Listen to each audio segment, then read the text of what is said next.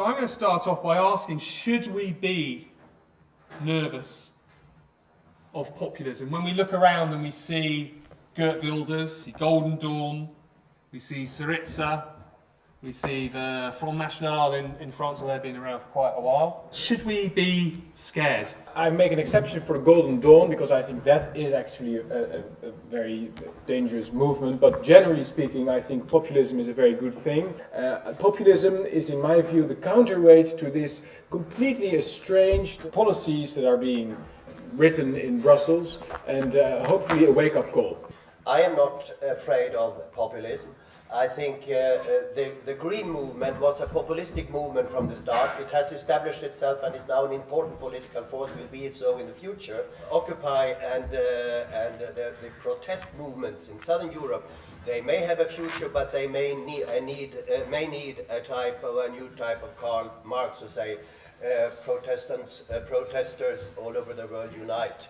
Well, the EU is a regional arm of globalisation in Europe. And what it's about is structural adjustment, what went on in Africa in the 1970s.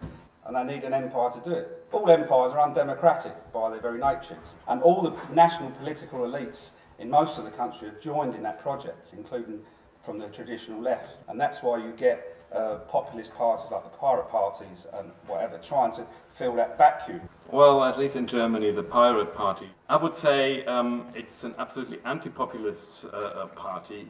They are all about preventing rational process of individual opinion building. So they're not into actually dragging people into politics. The most predominant metaphor that we encounter in populist rhetoric is spring and rebirth. So it reflects a yearning for a new way of conducting politics.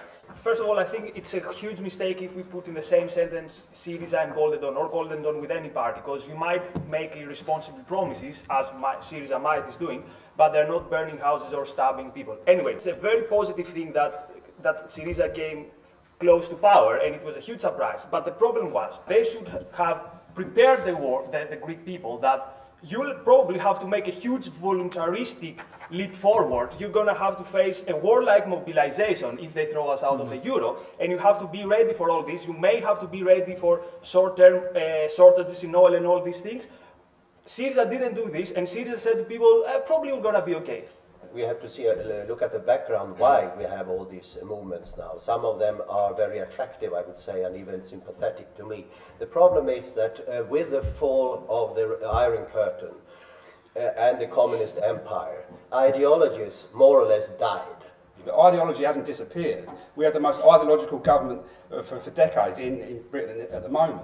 And I think the neoliberalism is the dominant ideology, and it's reflected in the left as well. And that's the crisis. And that's what's led to populist parties filling that vacuum. I would agree here that we cannot speak about of the end of the ideologies after 1989. Of course, there are no big, broad projects calling itself as ideology, or no big project calling itself a utopian. But still, you have a very coherent views, neoliberal, but also depoliticized. This lack of ideas and ideologies from the part of the opposition is not even considered to be a problem. I mean, what they are basically doing is they fetishize form, and they completely neglect content. So look at the pirates. The German Pirate Party leader, he says that, I don't care personally whether my party is in favor of German military intervention or not, as long as we have discussed it properly. So, that kind of opposition, to me, this is more dangerous than populism. Paradise Dreams have substituted ideologies, as if the purpose was to make people dream, to help people transcend this painful reality and find refuge in a fantasy life. So we see a sort of proliferation of paradise myth, European Parliament becoming the house of European democracy, and the Eurozone as a European that would turn into European family, a utopian project, and utopian projects are not democratic. The problem is the reason of existence of European Union is to destroy this illusion that people can make any difference. The message of EU is that there is no ideology. All you can do is a technocratic micromanagement of this and that. Maybe you can make this in a slightly different way. Maybe you can make this on a slightly different way. But EU by itself, it signifies the end of politics as we know it as grand narratives. The idea of Europe was that never more war between these countries. Should be war. That is the first point. The next project, in my view, should be to create some social equality, restore social equality between the citizens of Europe. The first reason to have a European Union was to bind Germany in it, and the second one was to keep the public out of politics. There is a danger here, the danger that will scapegoat the European Union as the source of all evils, and thus will leave off the hook the national governments. The European Union was set up primarily to diminish the sovereignty of statehood and as such to hollow out statehood generally.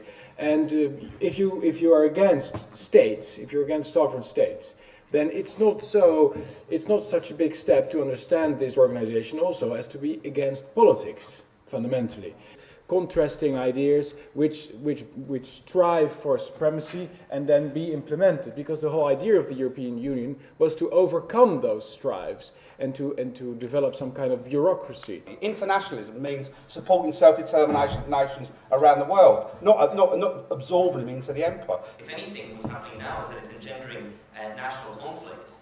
So in effect, it's really doing the opposite of what it's set out to do. We have one model, and that is not United States of America, that is India. India has more than double as much people as Europe has. And it has 23 official languages plus English. And they can make it, and they even call them, the world call India the biggest democracy in the world. If India can succeed, why should not Europe? There is a big danger here. What the EU is doing, it's being promoted now is that the way out of the crisis is only with more Europe. So for example, they say that what we need to do is give a bigger role in the European Central Bank, have more economic federalism, give more power to European Investment Bank or European Investment Fund.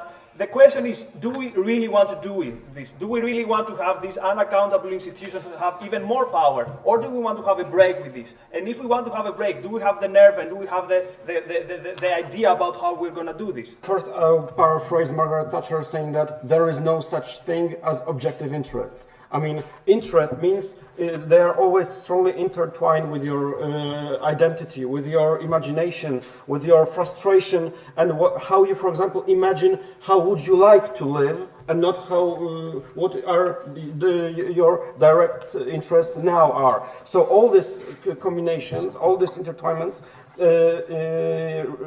they need a kind of a broader system of ideas, and this is why the question about the ideology, about the ideals, it's so crucial. So this is not only the question of procedures and interests. This is the question of relatively coherent alternative ways of imagining how the society could look like. And that the peoples of Europe have never consented to be governed from one place. So when Karl says, oh well, look at India, I mean, that's one country and that's far bigger than Europe. Why can't Europe be like India? Well, the reality is that India is a nation state. The vast majority of Germans, British, French, Swedish people have no desire to be governed from a set of institutions in Brussels. The great majority of European countries, the debate sounds very different. The visions are others, and I agree, the visions are sometimes too capitalistic and too little direction equality. But the European vision is there. Of course not in the United Kingdom. I come from Greece, and Greece, we usually refer to it as the cradle of democracy. So let's go back to how democracy was born. In Greece, we used to have, in the ancient years, the city-states. We transformed to a single state. Let's have this in mind when we are talking about Europe. The real question is that, do we have common European values or not? I think that a European demos is actually being formed. The Spanish Union leadership at the moment is even beginning to discuss the idea of a Southern Europe-wide general strike. There is a European demos that is being thrown up, but from the bottom this time. If we want to have European values, we should discuss that, but we shouldn't hope for the EU to put that into practice. It's a bit like if you want to have a pet that is able to fly, you don't buy a dog. think the European values have been established 200 years ago. Liberté, égalité, fraternité, plus rule of law. The rest of the project is up to the European Union to solve. The lack of the political classes actually respecting and allowing the population that they are supposed to represent to help in the formulation of policies. It's almost as if we're treated like children who aren't capable of understanding. National parliaments and mainstream parties within those have effectively completely sold popular electorates down the river, have completely betrayed and with those electorates and withdrawn from any engagement with them.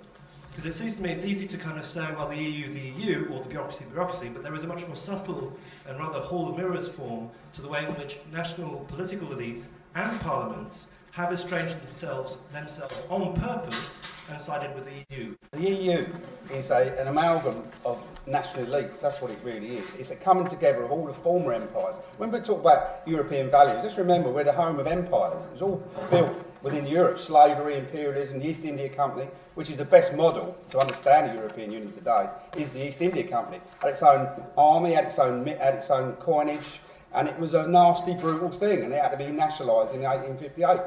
But the point is exactly that, is that our national elites are merged with the EU elites. So the EU isn't a foreign plot, it's a part of part of our problem. And there is no European demos just because a lot of Spanish trade unions go on strike in Spain and in Italy on the same day. That does not make a demos. However, if you want to have spring, you obviously have to get rid of winter, which is the EU in my way. So, and if you want to do that, you've got 3 points to make. Attack the anti-human and anti-environmentalist rhetoric against growth. B, popularize the notion that economic growth can produce revenues to pay debts. And C, attack the anti-democratic fear from popular engagement in real politics. And this would mean get out of the EU, really. Concerning the possibility of the emergence of European demos, well, I think that these social movements very much have a state-centric approach, that they do focus on national issues, and there is, because of a lack of shared ideas, it is unlikely that they will come together and contribute to the emergence of demos. Well, if we would have a vote now on where we would go on holiday together, that would, and we would decide something, we go to the mountains, then that would be institutionally speaking democratic, but it wouldn't be experienced as such, because we didn't want to go on holiday together in the first place. Now, at least speaking for myself. This is fundamentally the problem of the European Union. At the moment you have politics, that means you have disagreement. You have several factions which shape several things, have disagreeing views on things. And then ultimately you have to make a decision and choose for one out of several policies. This will only work if there is a pre-political we, an experience of collective purpose that does not exist on the European level. Therefore, European decision-making is necessarily by consensus, must be shown to be made by consensus, because otherwise, if you have disagreeing views, people will say, well, we didn't want to be on this holiday in the first place. On the conspiracy theory that the EU wishes to keep people out of politics, Winston Churchill, I think, said once that parliamentarian democracy is a very bad system, but all other alternatives are much worse. This goes for the nation state, and this of course also goes for the European Union, where we all are trying somehow to improve things. I think very much with the help of the new movements like Indignados and so on. We should encourage them, they should be channeled through good political action in Europe.